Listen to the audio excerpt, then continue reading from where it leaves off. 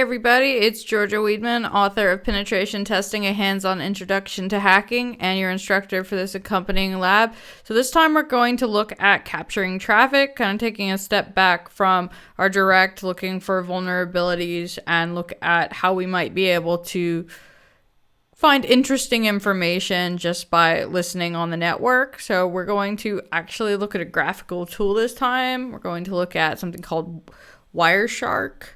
So it's our usual setup here. We've got 2 targets this time. I don't know why that doesn't open. So let's get our IP address. Again, yours is going to be different than mine. So be sure that you use your own IP addresses. If yours doesn't work, that's probably your first place you should look. All right, so let's just start with an nmap. And I'll just do a default one. And let's do 3 and 4. And on .3 we have an FTP service, and on .4 we have HTTP and HTTPS. HTTPS is using SSL TLS, so that's going to be secure. But it looks like there's also a unsecured version, just using HTTP. I always tell everyone, even if your site is not, has any security footprint, even if it's just like really basic, you should always use HTTPS for everything now.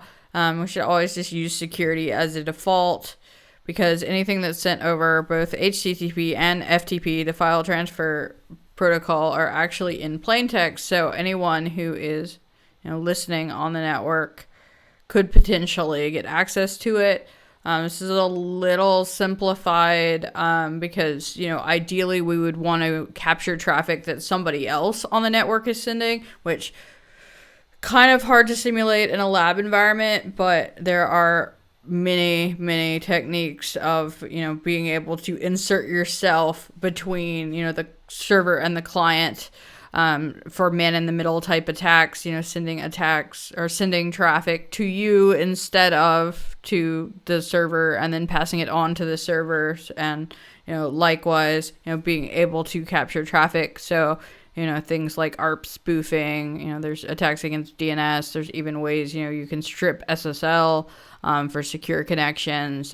So certainly man in the middle is hard to do in a lab, but I encourage you to do some research on it if you're interested.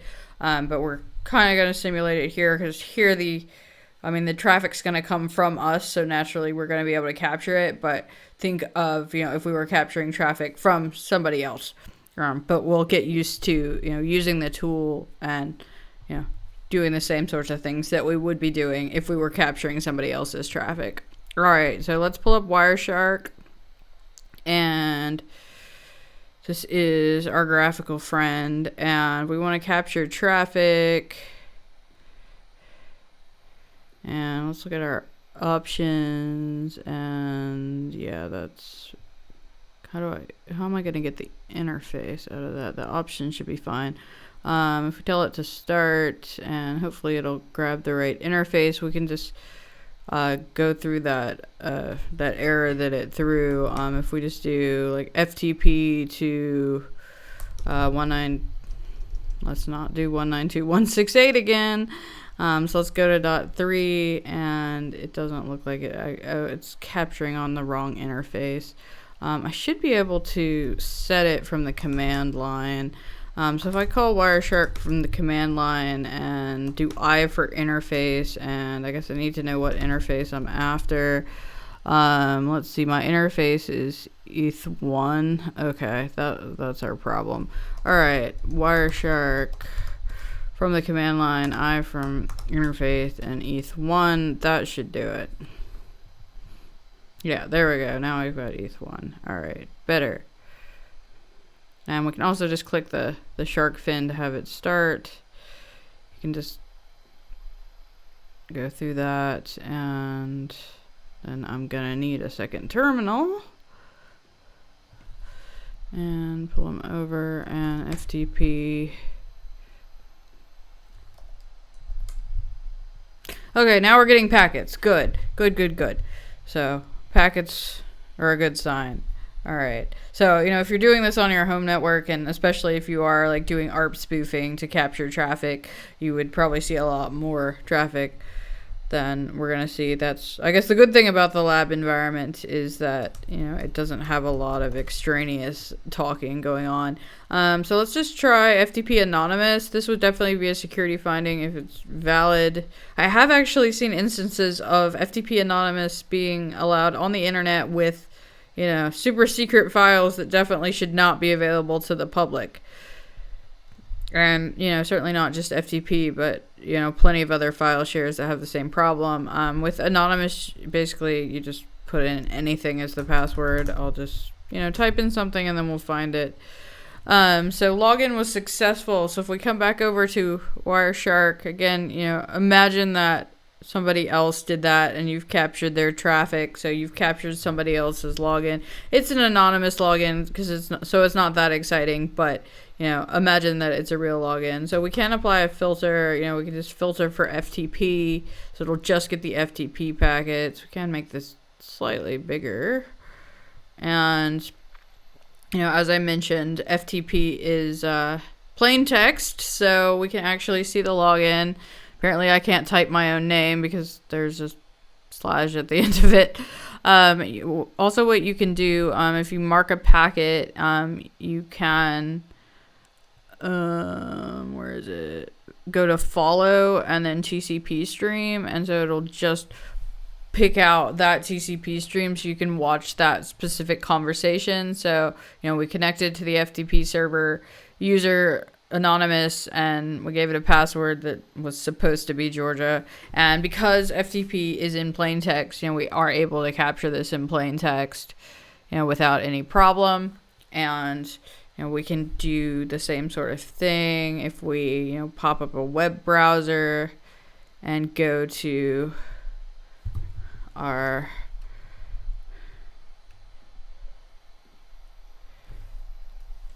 HTTP server. And if we look back at this guy, it actually has the username and password for you, John, and password.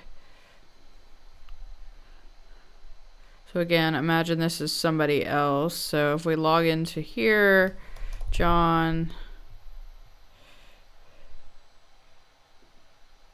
I don't care about that though. I see Mozilla is being nice and saying that I shouldn't log into this because it's not secure.